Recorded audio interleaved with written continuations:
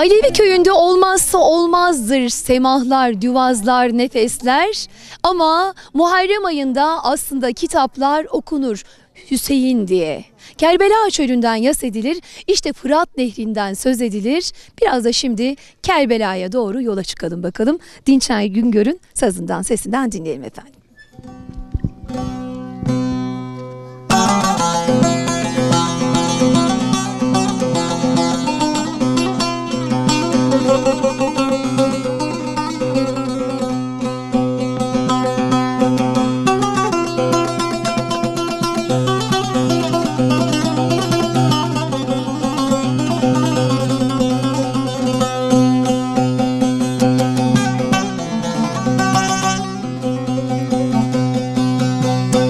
Kara duman sarmış ölü ovaya, bilmem bugün mahkum matem günümü.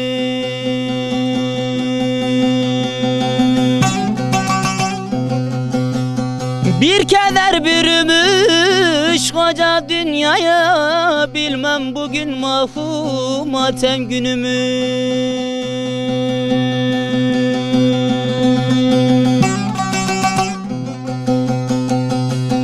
Bir keder bürümüş koca dünyaya, bilmem bugün mahkum matem günümü.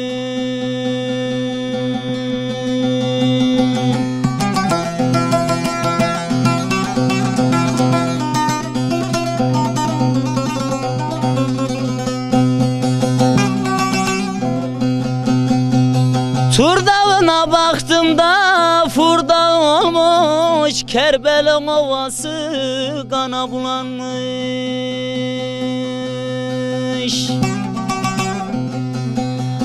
Ay matem içinde gün dara durmuş, bilmem bugün mahkum matem günümü.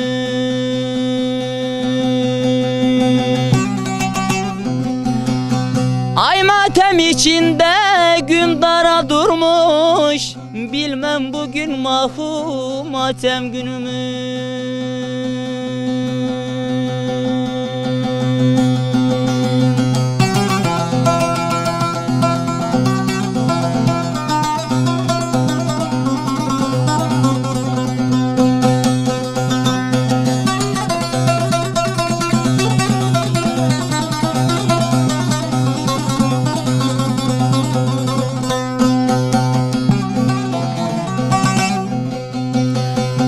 Koyun kuzu sana su meme vermiyor, kurtlar kuşlar yavrusunu görmüyor.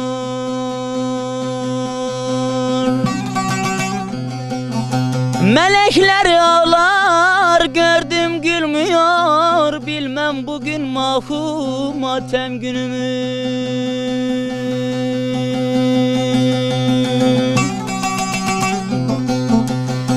Meleklerin ağlar gördüm gülmüyor, bilmem bugün mahkum matem günümü.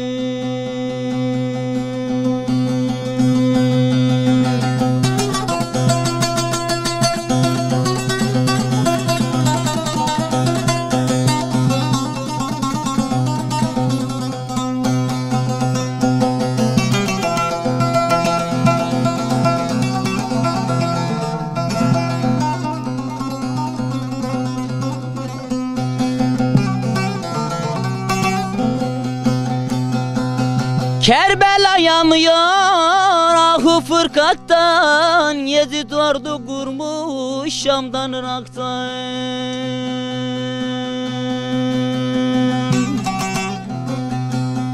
Kızıl kan akıyor koca Fırat'tan, bilmem bugün mahkum matem günümü.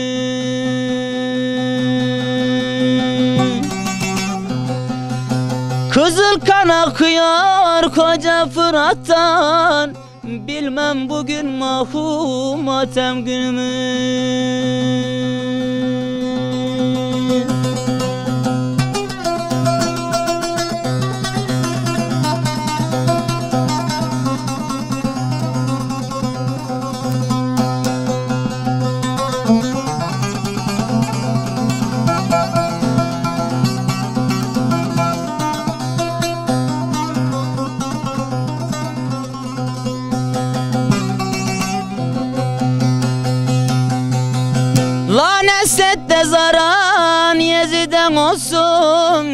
Tomun mekanına olsun.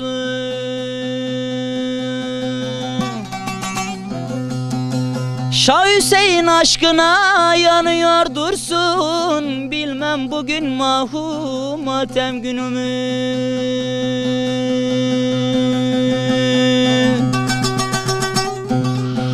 Şah Hüseyin aşkına yanıyor dursun, bilmem bugün mahu matem günümü. Fırat Nehri, acıların, kanların, belki de o akan gözyaşlarımızın döküldüğü nehir. Kerbela ağlar, Rukiye dizini döverek ağlar, der ki Fırat'ta, söyle Fırat derdin ne senin? Kızın ağlar, anan ağlar, atan ağlar, Kerbela durmaz, ardından Hüseyin diye canlar ağlar. Evet, söyle Fırat derdin ne senin? Fırat'a gömdük dertleri, Kerbela'da, Kerbela'nın yasını işte bir Alevi köyünde sizlere, dillere, ekranlara taşımaya çalıştık değerli izleyenlerimiz. Sazın sözün var olsun Dinçer Güngör. Sevgili izleyenlerimiz, Afyonşehir Bozan köyündeyiz. Gerçekten gelenek ve göreneklerine sahip çıkan, kültürünü taşıyan bir köydeyiz. Alevi Türkmen köyündeyiz. Muhtarımız var yanımızda, Dinçer Güngör'e mikrofon uzatacağız. Sayın Muhtarım, nasılsınız? Teşekkür ederim. Sizler kadar genç muhtarları gördüğümüz zaman daha da mutlu oluyoruz. Şimdi Alevi köylerinde bizim köyümüzde camimiz de var, namazımız, niyazımız da var. Ama bu yıl kazandırılan bir cemevi var. Bununla ilgili biraz bilgi verebilir misiniz bize efendim? Bizim bu ibadetlerimizde isteyen camiye gidip ibadetini yapabiliyor. İsteyen gelip burada cemevinde de ibadetini yapabiliyor yani. Karınca kaderince bütün emeği geçen herkese teşekkür ederiz. Gerçekten olmazsa olmazlardan bir tanesi. Cemevimizi kazandırdık. Herkese hayırlı olsun bu canlara diyorum. Evet, biz size muhtar olarak çok teşekkür ediyoruz.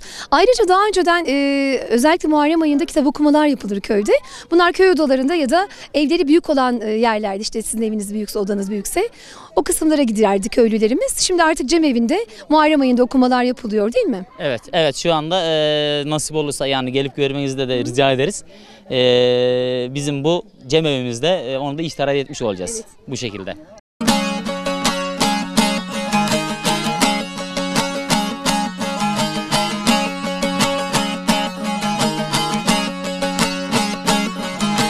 Çağrışa çağrışa havada durnam, Bağdat'tan mı geldin ağzında hurma, emanetim sana sırlama uğra.